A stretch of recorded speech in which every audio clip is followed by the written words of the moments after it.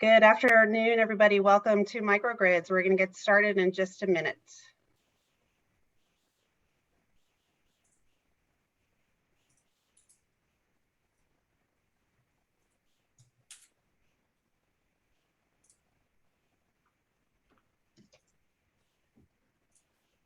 Laura, I've never done that before, so I'm getting lost in the details here under the gun here.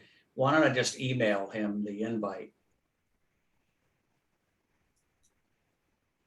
All right, guys, we're going to get started in just a minute. We're waiting for one of our panelists. Feel free to use the chat to say hello. Let us know where you're from, and we'll get started just shortly.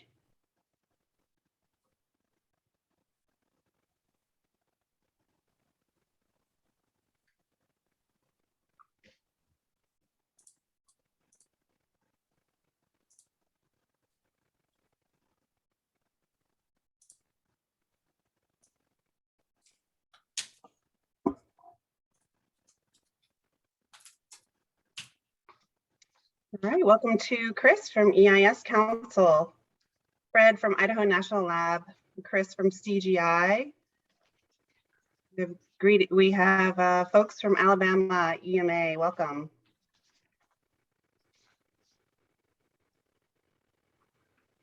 John from Salt River Project. Welcome.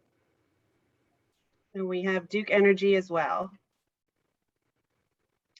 Hey, Dave Vanderbloemen, good to see you.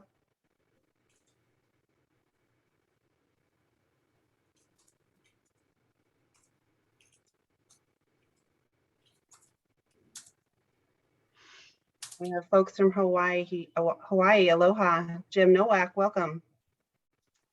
Hey, Art Kaplan, thanks for your continued support. City of New Orleans, hello. We have Wyoming Office of Homeland Security, Pennsylvania Public Utility Commission. Welcome, guys.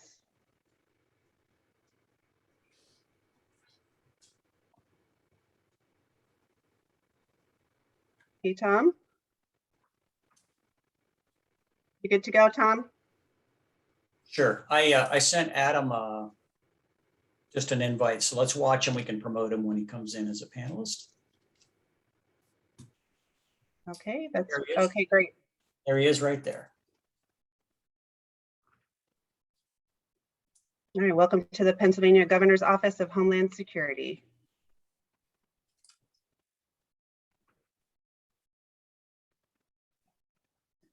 There we go.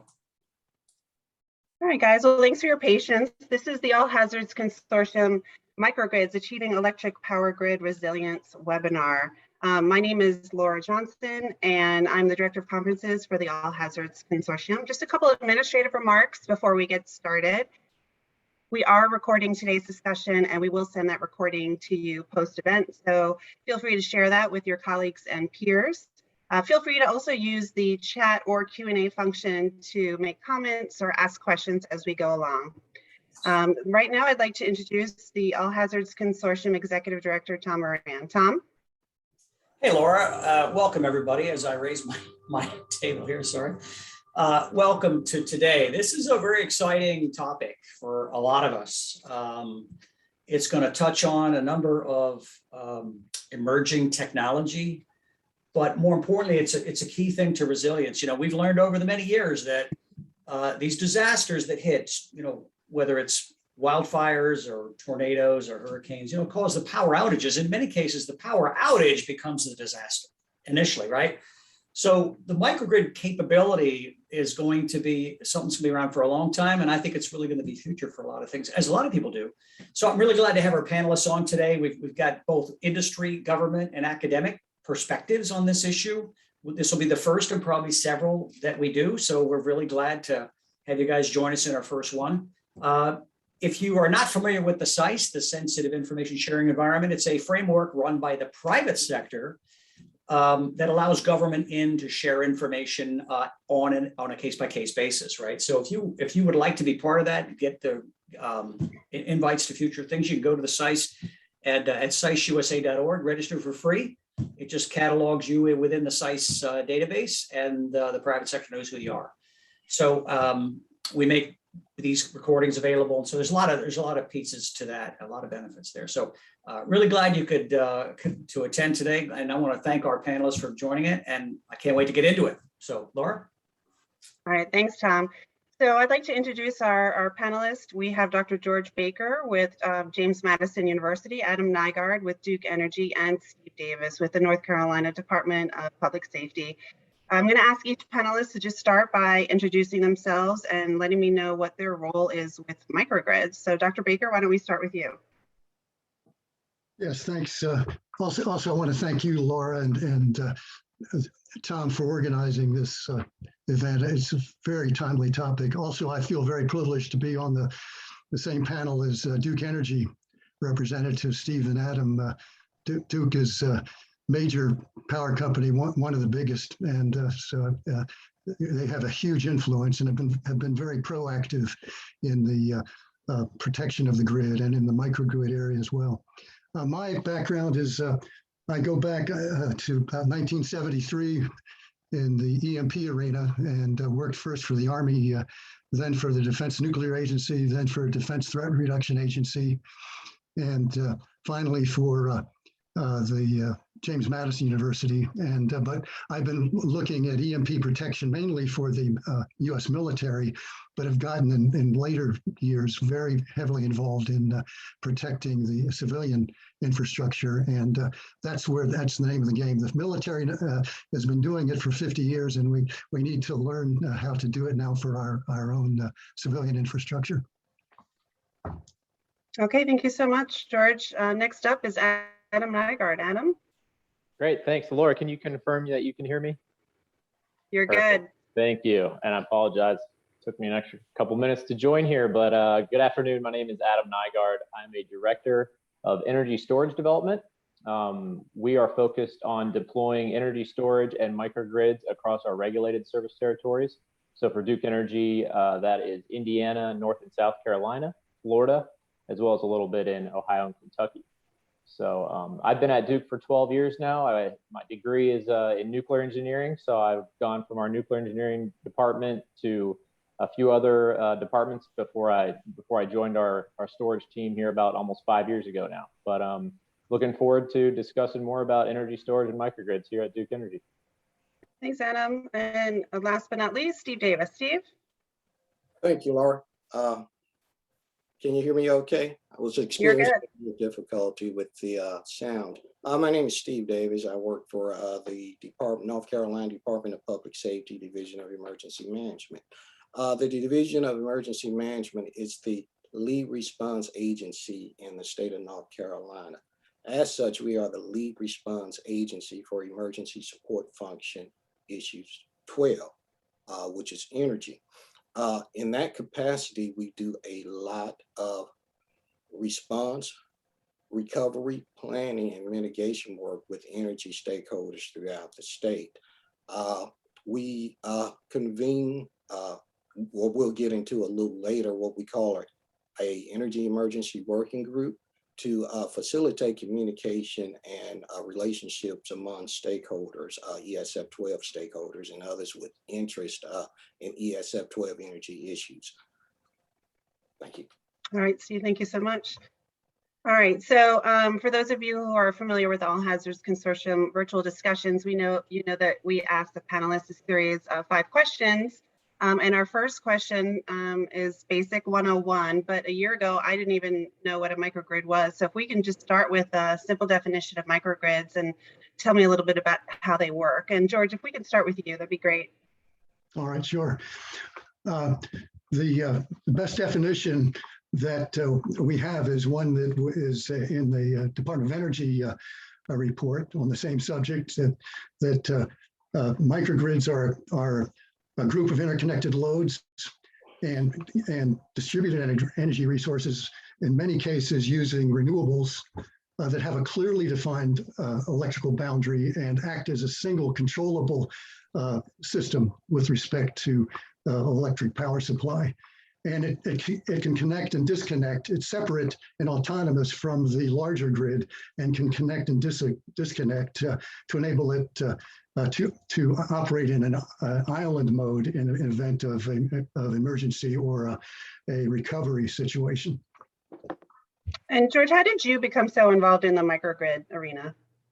I've been working with North Carolina with Duke Energy on the Lake Wiley project, and we're realizing that protection of the larger grid, the bulk power grid and the distribution system is a long-term proposition, and microgrids are one of the best short-term stopgap measures to ensure that anything that's life support or critical to our national security will continue to function. And so microgrids are a great, they're a smaller electric grid, they're easier to control and protect, and they're much more, can be much more resilient for critical needs. So that's how I got involved as part of the Lake Wiley project, and also work at the National Security Council. All right, George, thank you so much. All right, Adam, same question to you. Do you have anything to add to your work with microgrids, and tell me a little bit about Duke Energy's involvement in them? Sure, yeah, we share the same definition that Dr. Baker just mentioned. We follow the DOE definition for microgrids, so I won't touch on that. But for us, being a regulated utility, what the value we can add is we can deploy these assets at a customer's location and in front of their meter, such that we can use them for the bulk grid for really all of our regulated customers during normal operations. But then in the event of an outage or in an emergency situation, we have those assets on site to be able to provide that backup power that's so critical to some of these really important customers. One example of a microgrid for us is combined heat power. So we have natural gas turbines that are located at universities. We have one that's in operation at Clemson University. We have another one that's under construction at Purdue University. And then we're also more commonly recently deploying energy storage and sometimes paired with solar microgrids. One project under construction right now is in St. Pete, Florida, with the Johns Hopkins Middle School, which is a critical needs infrastructure, a special medical needs hurricane evacuation shelter. So it operates as a critical facility during emergency situations. So that's kind of high level, some of the microgrid projects that we're working on. All right, Adam, thank you so much. All right, Adam, I'm going to start with you. Question number 2 as well. How are they used in emergency and what problems are they solving? Yeah, great question. And, for us, emergencies means outage, right? So in the event, and I did just send you an image. Is it possible for you to pull that image up, Laura? I realize I'm kind of putting you on the spot. I'm sorry. I don't have that one ready, Adam. Okay, that's okay. I had every intention of sharing screen here, and now I'm on my phone instead. But anyways, so again, these projects, whether it's combined heat power or energy storage and solar, they are grid connected. But then when an emergency event happens, the equipment, which is islanding equipment, protections and controls, it senses that outage. It does disconnect those assets from the system, and then restarts and black starts just that host customer. And so that happens. It hopefully will be happening in a matter of seconds. We haven't actually had an emergency outage happen yet on the recent projects we've deployed.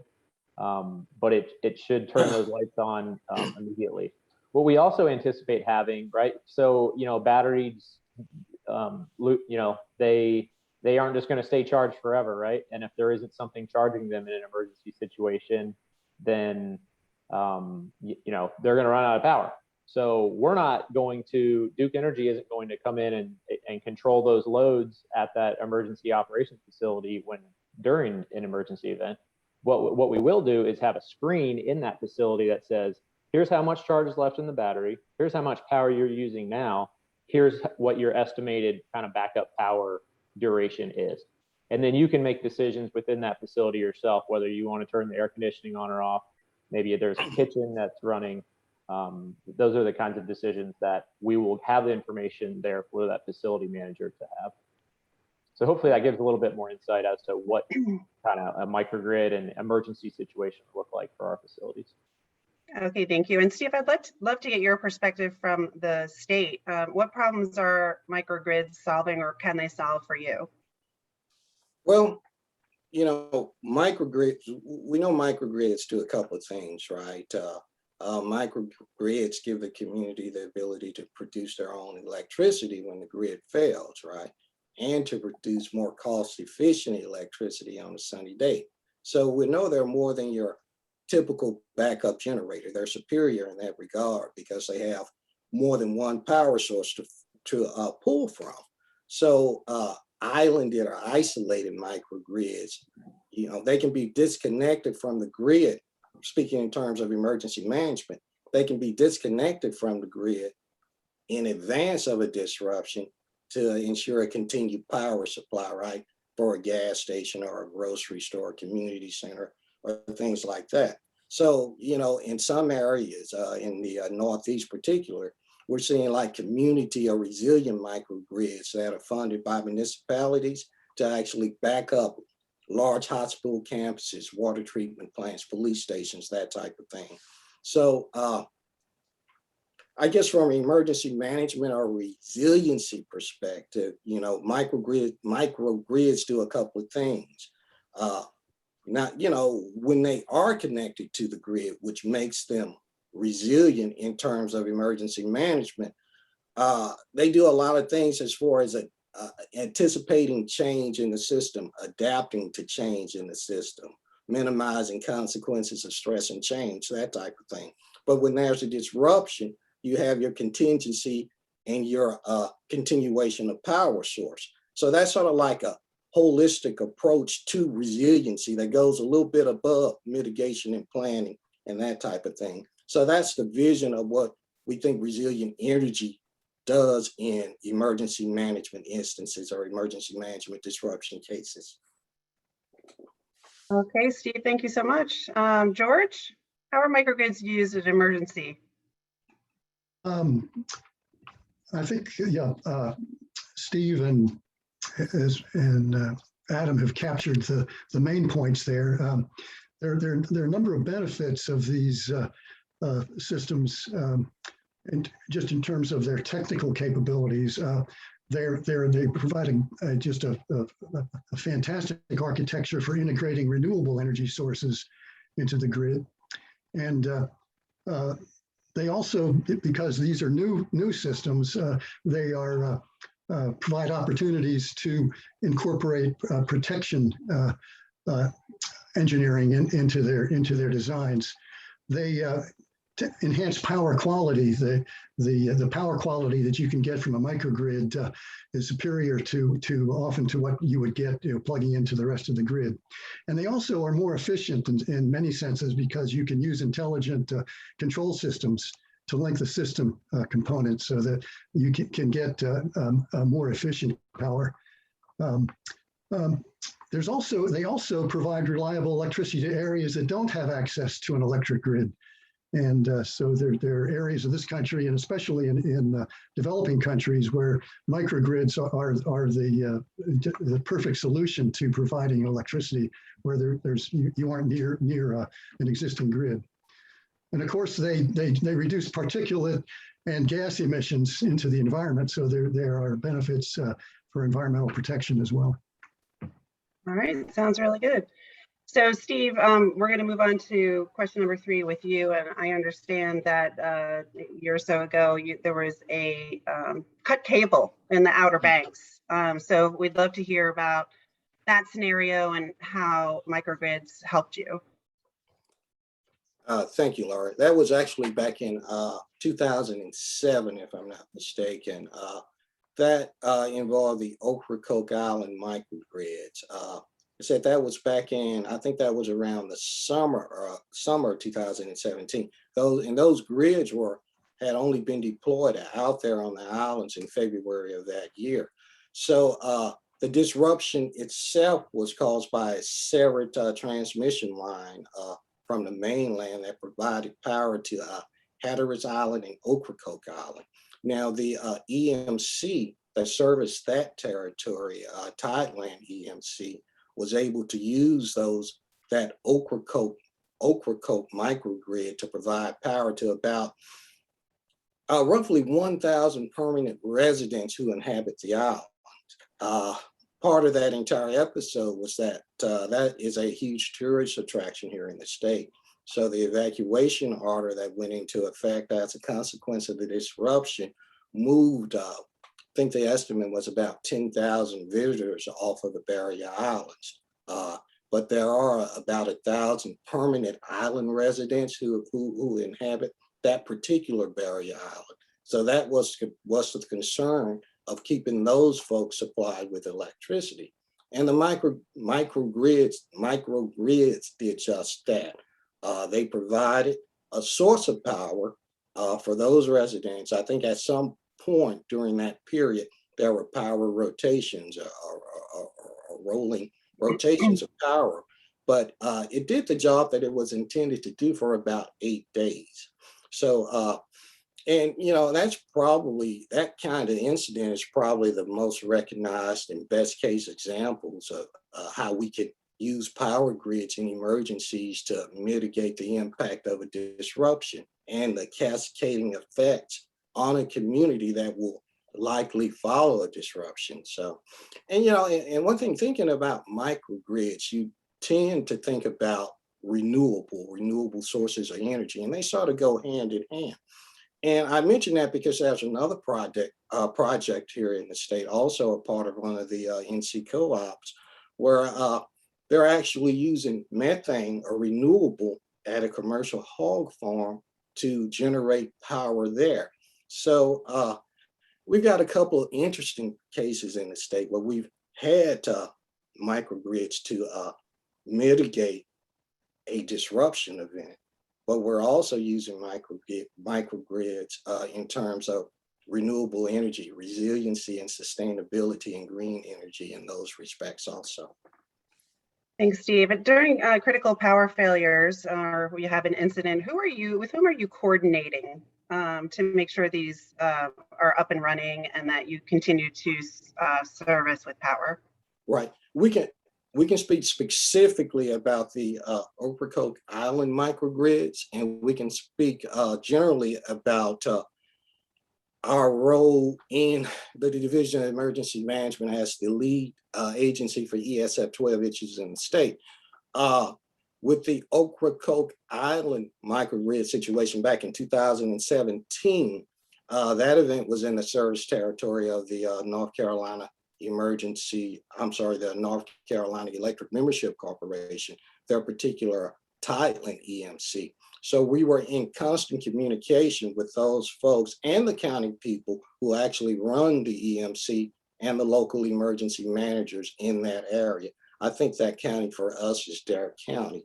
So, and we actually had daily conference calls with them to make sure that we were coordinating every aspect of the response with them. And that ties into how we normally operate during an emergency situation.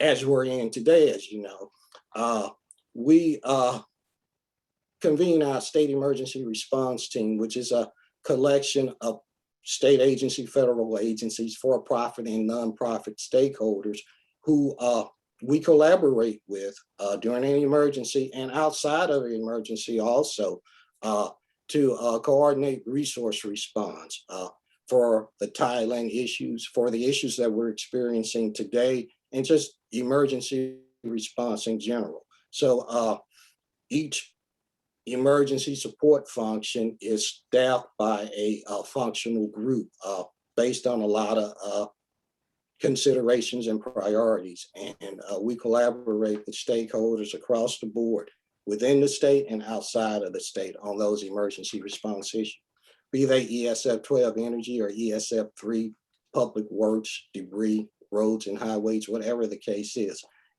We call ourselves not as much a command cell, Laura, as a coordination cell, right? And a coordination cell is built on building collaborative and trusted relationships. And that's what we try to do within our state emergency response team and the groups that we have to support that activity. All right, Steve, thank you so much for that information. Appreciate it. Adam, we're going to move on to you with this same question. If you could tell us a little bit about some ways Duke are using microgrids and some projects you have down the pike. Sure, yeah, and you know, I already mentioned some of the, I'll say, customer-cited microgrids, but we are also deploying community microgrids. And so what does that mean? You know, as a utility, you think about what does our grid look like, right? If you live in an urban area, you probably live in a very meshed network where you might be able to get power from substation A or substation B. If there's an accident, somebody runs into a pole and takes out a line, you know, power can be rerouted and still serve you, right? But there's many rural communities that are served by radial feeders, where if one accident happens, the whole line, everybody on that line is out of power. And so we have a lot of radial feeders across our different jurisdictions. And one specific project, the Hot Springs Microgrid project in Western North Carolina, is one of these, right? It's a town that suffers from relatively poor power quality and reliability. And there really isn't a substation to run another feeder from, right? It would be prohibitively expensive to build a new distribution feeder to another substation to improve that power quality and reliability. And so a cost-effective solution in this case is a 2 megawatt solar plus 4 megawatt battery microgrid located near the town of Hot Springs. And in the event of an outage, it's able to serve over 500 residents in that area and really serves as a community microgrid. You know, obviously outages aren't happening. Hopefully it's less than 1% of the year or even less than that, right? But because of the nature of the energy storage and solar technology, it's useful to the grid then that remaining 99% of the year. And that's really the beauty of these energy storage and solar based microgrids, is they're still useful all other times of the year, not just during that outage period. Okay, thank you so much. George, you have anything to add on question number 3? Yeah, I just wanted to talk about maybe some more general applications because microgrids come in all kinds of types and with different power sources, and driven by the type and location of the systems that you would apply them to. You can use, as far as source types, you can use renewables. We've already talked about. We can use fossil fuel. Some microgrids use fossil fuel generators. You can use, there's also talk of using small modular reactors as the sources for microgrids, and then chemical storage and generation devices that Adam's alluded to, the batteries and fuel cells.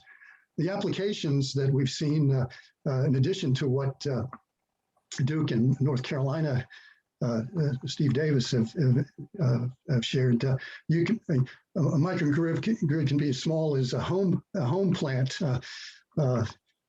You can use them, and they are being used for data and communication centers, government buildings, hospitals, fresh and wastewater treatment facilities, food storage facilities, gas stations. There are larger business enterprises and academic campuses that are using these. Universities and research facilities. Princeton has a microgrid, Princeton University. St. Olaf College has a microgrid that uses wind power, and the Centers for Disease Control has a microgrid. Atlanta Airport is installing a microgrid to preclude power outages. They had a real bad one a couple of years ago. And I also just wanted to add that microgrids are the most significant new build expansion of national electric power supply out there. So they're so important and so important to get them built in a resilient fashion. Thanks, George. You talked about how small a microgrid can get, but how big can a microgrid get and still be considered a microgrid?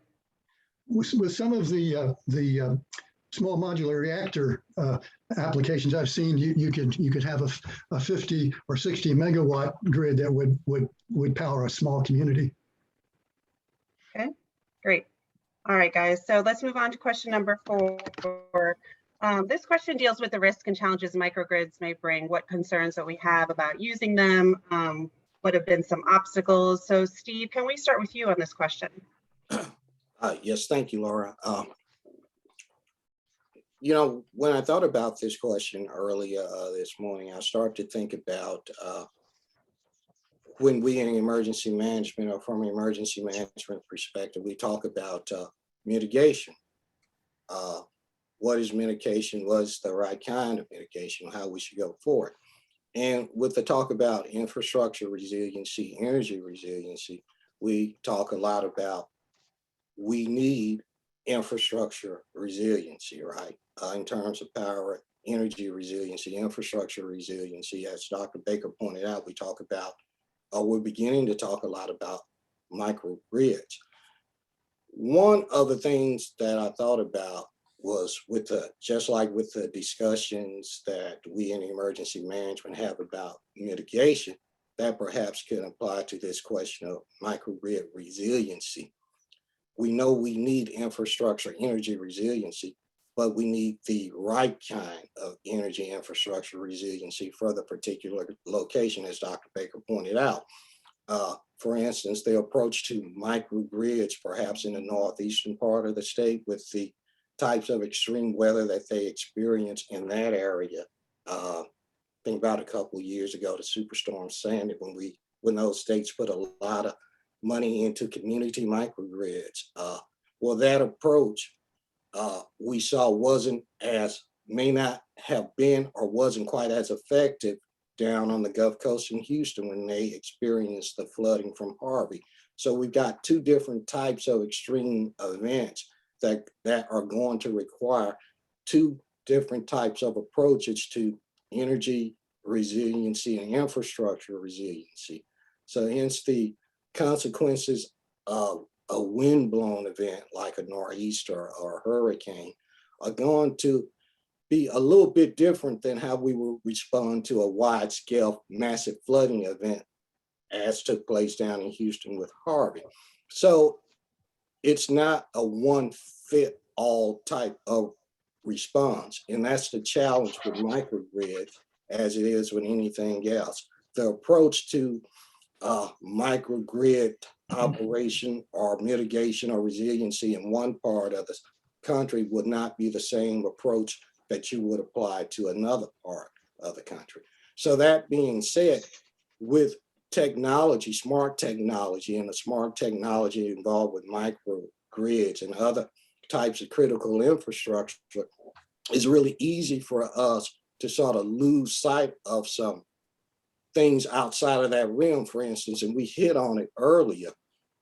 One of the challenges that as an emergency manager that I still find with bringing new technology like microgrids and growing technology like microgrids to the front is the challenge of building relationships to communicate the needs and the benefits of deploying that type of technology.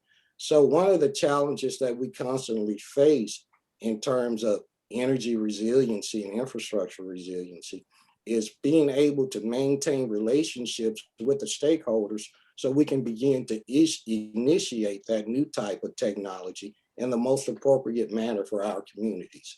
So that's part of the risk and challenges that we sort of face with microgrids. It's sort of like an ongoing a series of risks and challenges that we face throughout emergency management and not applying a boilerplate solution to the conditions that we confront. Thank you, Steve. You also mentioned in the previous question that there were a lot of parties with which to coordinate. I can imagine that is one of your big challenges as well. Yes, one of the things that we're very proud of in our state is that we've initiated a best practice ESF 12 stakeholders group. That group is called the Energy Emergency Working Group. We call it EEWG for short. We meet 4 times a year. It's open to every stakeholder in the state who has any interest or responsibility with ESF 12 support, energy response or support. And we convene this group in Raleigh in the state EOC. We've actually had group meetings outside of the EOC, outside of Raleigh.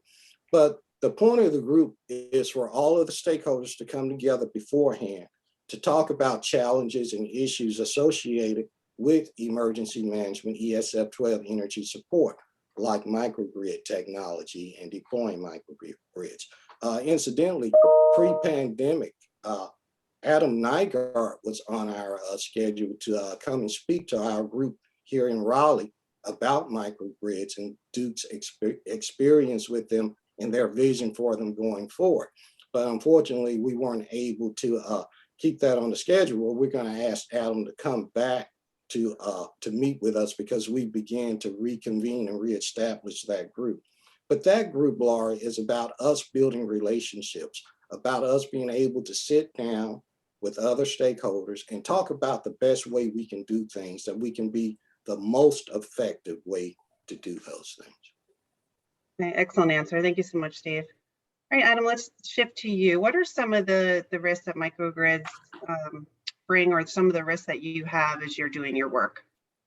Yeah, sure. And I'll give probably a little bit more technical response to this question. And I'd probably characterize it more as challenges than risks, because they are challenges that we are overcoming. And really, you know, when you look at these microgrids, they are very customized, highly engineered projects. They are not cookie cutter. There aren't a whole lot of standards out there. That will help in the future as those standards are developed. And we're working with EPRI, IEEE, others to develop standards around microgrids. But one of the pieces of that really could use some more standardization is the islanding and the islanding studies, exactly how that equipment is coordinated when an islanding event or an outage event occurs, and the decoupling of the grid happens, and then you know, kind of reconnecting to the grid happens, right? And the coordination of all the equipment and the studies to make sure that that is all done in a safe manner and in a way that ensures that we don't damage any of the equipment on the bulk grid when we are reconnecting after an outage or island mode event.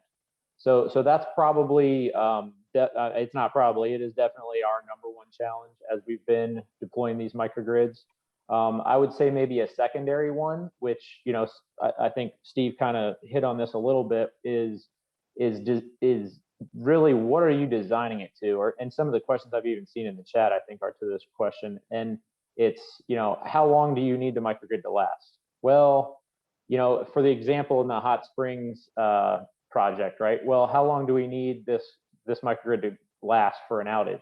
Well, what's the longest outage that we've seen in the last maybe 10 years there? I believe the answer to that was around 10 hours. So is 10 hours the right number to design it to? What do we know what the load is going to be when that outage occurs? We don't. There are so many unknowns, and that's really to Steve's point about every outage and part of the country is in a different type of risk environment from an outage standpoint.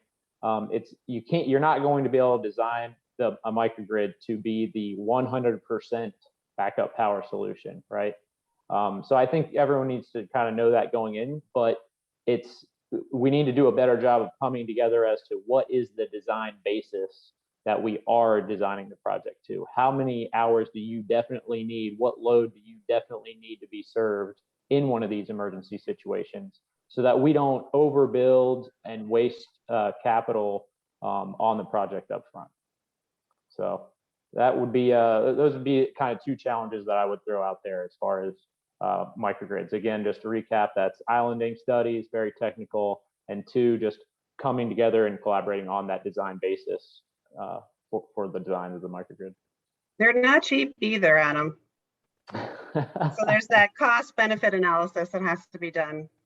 That's right. That's right. All right. Thanks for that information. George? Good. There are internal vulnerabilities, just talking about microgrids from a general technical standpoint. The microgrids themselves have internal vulnerabilities. The generators, or power sources, sensors, and control systems that are organic to these microgrids are susceptible to cyber and electromagnetic interference and debilitation.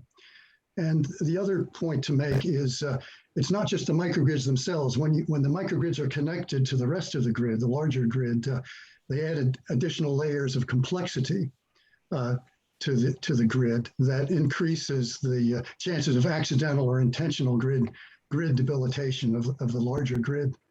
There's physical and logical connectivity between the microgrid and the larger grid. and that adds to the EMP and cyber attack vectors that we need to be careful about. With renewable energy sources, they are intermittent. You know, the wind stops and starts and the sun shines and then there's nighttime, so that we have these intermittent sources that can introduce load swings onto the rest of the grid that we need to engineer, the composite grid to be able to ride through these load swings.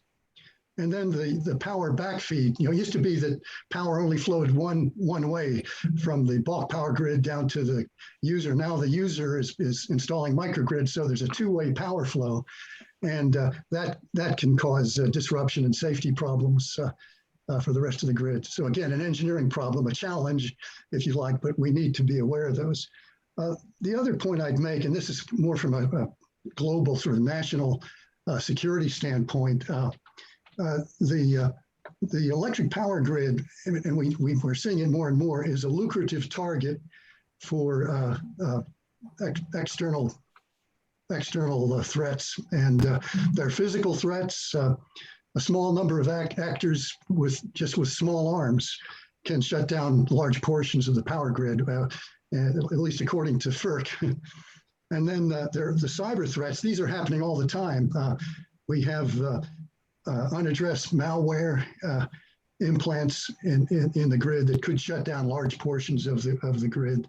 There was an Aurora project that Idaho National Labs was involved in that they found that they could remotely affect generators, actually cause generators to self-destruct. And we've had Russian hackers into the grid causing problems. There was the big case in point was what happened in Ukraine, where they were able to do denial of service attacks and taking out a large sector of the Ukraine's grid. And we know in 2018, we found out that the Russians had penetrated the computers of many US utilities and had gained access privileges.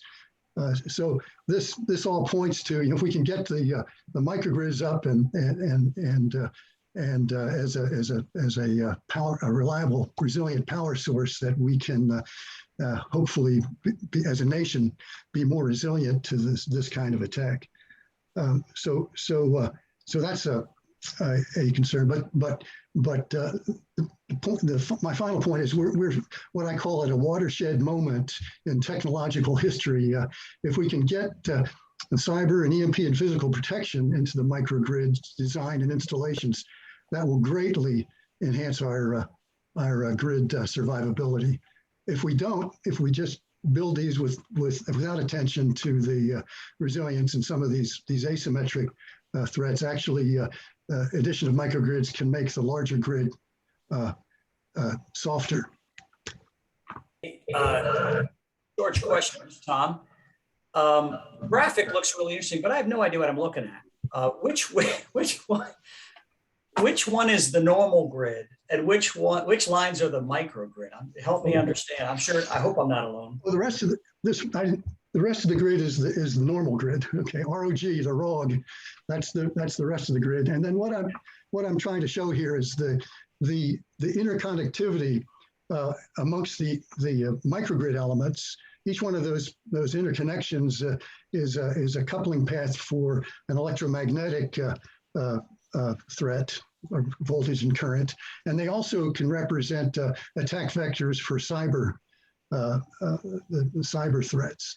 And they also, because the microgrids are often connected both electrically and digitally to the rest of the grid, that you can actually have attack vectors into the rest of the grid from the microgrid if we don't engineer these things with that in mind. Yeah, Tom, what I saw was a little bit of mayhem. So it's just showing all the touch points, I think, of the vulnerabilities here. George, Sure. Thank you so much. Sure. All right, let's move on to question number 5. So Adam, what is the vision for microgrids going forward? Yeah, great question. For us right now, it's trying to find cost-effective opportunities for microgrids, whether that's from a reliability standpoint and that community microgrid example that I presented. It's also, continuing to partner with critical infrastructure, customers. The vision that I see is really not only for microgrids, but really for energy storage is, energy storage is for just a bulk grid system is something we don't have right now, right? Other than pumped hydro, which is really a form of energy storage, but battery energy storage, if we had a fleet of batteries sort of scattered amongst our grid, that can act as a peaker. That can, it's a fleet of basically peaking resource that we'd be able to utilize in the future. And that's something that, microgrid infrastructure, or I should say energy storage based microgrids, if we had a fleet of them sort of dispersed amongst our service territories, it would be a really valuable bulk energy grid resource, which is something that will make microgrids more cost effective in the future. And those are the small steps we're taking today. And hopefully we'll continue to build on. All right, Adam, thank you. Steve, what's up next for you as it relates to microgrids? Well, a couple of things. I think the perfect vision for deploying the technology going forward would be for the technology to be cost effective and for it to be available and deployed where it was needed to mitigate power disruption. So that's in a perfect world, but we're not there right now.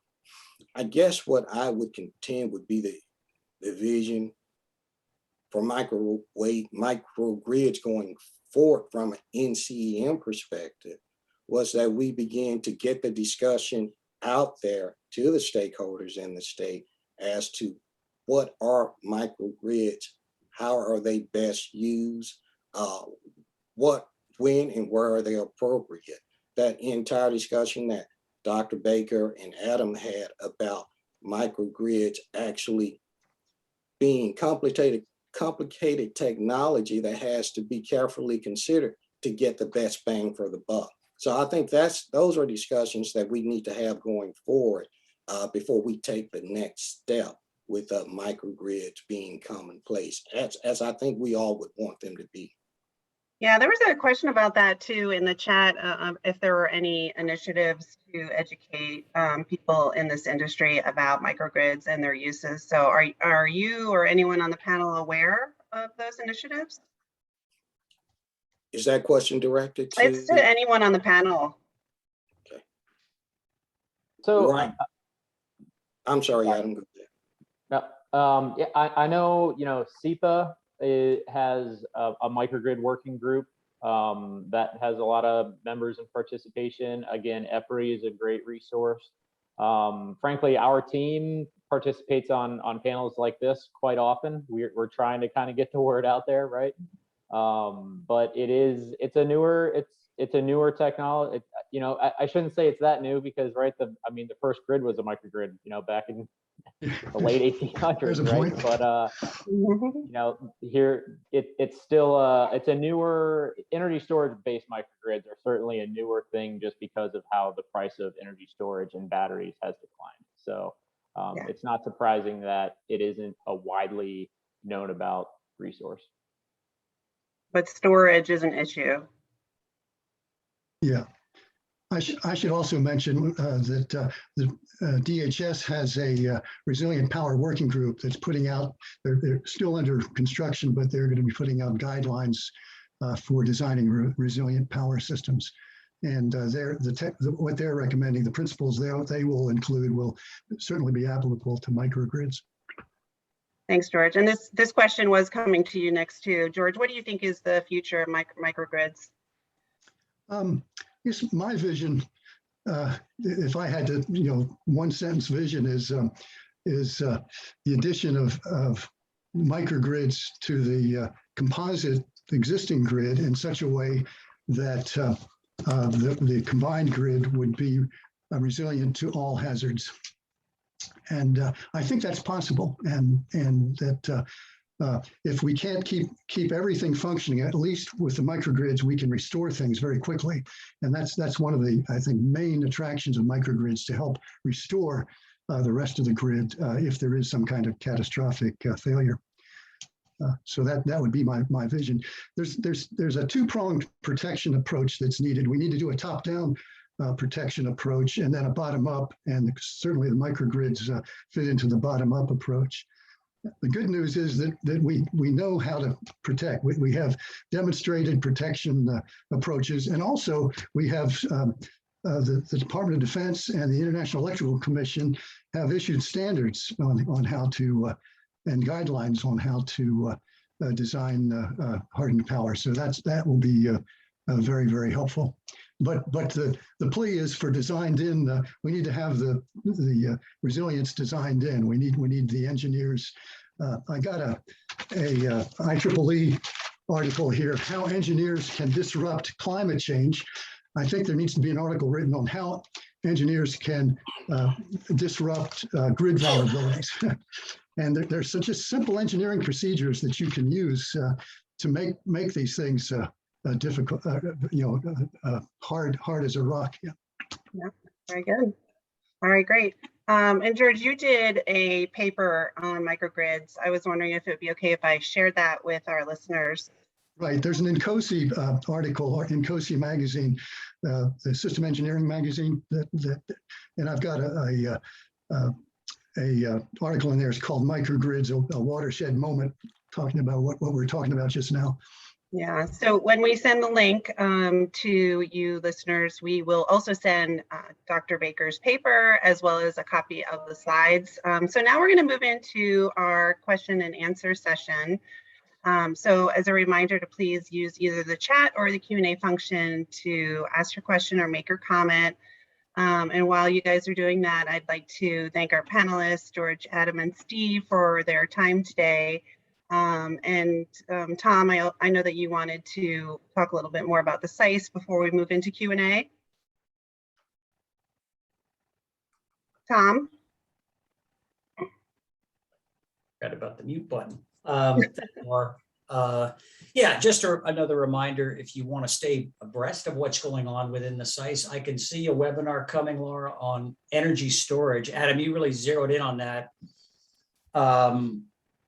Not just for microgrids, but for a number of applications, right? I can see that's burgeoning out, and I can't wait to get in the Q&A. I got 3 or 4 myself here. So go to siceusa.org and register is no cost. It'll plug you into a world of information as this continues to evolve as we move forward towards our annual meeting in January, which will be our National Resilience Exchange Summit. And this will probably be one of the 50+ sessions we'll be doing at that virtual event. So that'll be January 25, 6, and 7. It'll be virtual, so mark your calendars. Okay, thanks so much, Tom. All right, so we're going to move now to our questions. Have you seen any pop-up microgrids used in short-term recovery? Any panelists can take that. I mean, I would say really, I guess, what is the definition of short term, right? I guess in my mind, that's probably a day or two at a minimum, maybe. And I would say most of our microgrids that I mentioned earlier are probably in that day or so time frame that we would expect them to provide backup power. So I don't know if that answers the question, or if Mr. Baker or Mr. Davis have seen any other microgrid projects deployed. The only microgrids I've seen in emergency situations are diesel generators, and I'm not sure they fit into that category. Okay, thank you so much. Adam, we talked, I mentioned just very briefly in the last question about the cost-benefit analysis. Do you know that if there's any case study or any information based on dollar figures on how much you could save in a disaster versus the cost of microgrids? Has any work on that been done? Yeah, so there is what's called an ICE tool, an interruption cost estimate tool. It's literally, I think, icecalculator.com, something like that.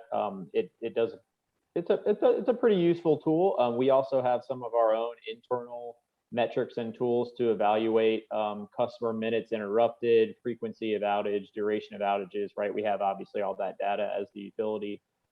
So that's the kind of information we use. that we can assign a dollar value to, and then that does roll into, you know, a cost benefit analysis. Thank you. Also, Adam, you had mentioned some groups that may be producing information on microgrids and their uses. Can you, in the chat, put the group name? Some people had interest in the acronyms you used and how they can get more information. Okay, our next question is about solar power. As solar powered infrastructure grows, including solar roadways as envisioned in smart cities of the future, does this make the grid more vulnerable or less vulnerable?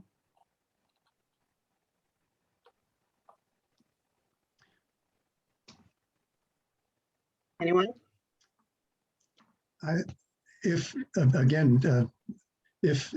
the resilience features are not considered in the design, it would make the grid more vulnerable. And we know that solar panels themselves, we've tested solar panels, and they seem to be pretty resilient to electromagnetic threats. But when you start coupling them and using it into the inverters and the energy storage and the control microelectronics, they become very highly vulnerable to electromagnetic and cyber effects. So we have to be very careful with the engineering to make sure that the protection is built in. Okay. Another question here is can microgrids be made semi-portable or portable?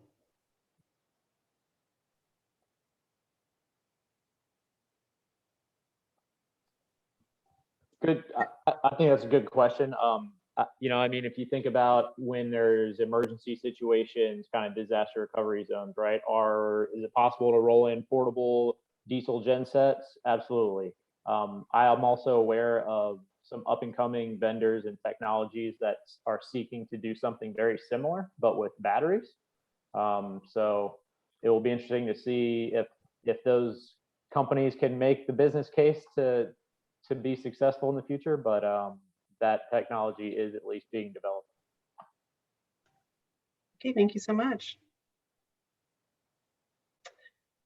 Okay, one question here is Duke Power or anyone else working with DoD, say at Fort Bragg or such, on islanding or microgrid projects? Great question, yeah. And so we've actually deployed 2 microgrids. In Indiana, one is at Camp Atterbury, a solar plus storage microgrid. We've also deployed one at Naval Support Activity, or NSA, Crane. We are also in discussions with some other DoD customers. So. Okay, great. I know that Joint Base Pearl Harbor has got a big microgrid project. I'm pretty sure there's several others around the country. Yeah, and I see a comment that the military has deployed microgrids in contingency environments all the time, which makes sense. Thank you for that comment. Okay.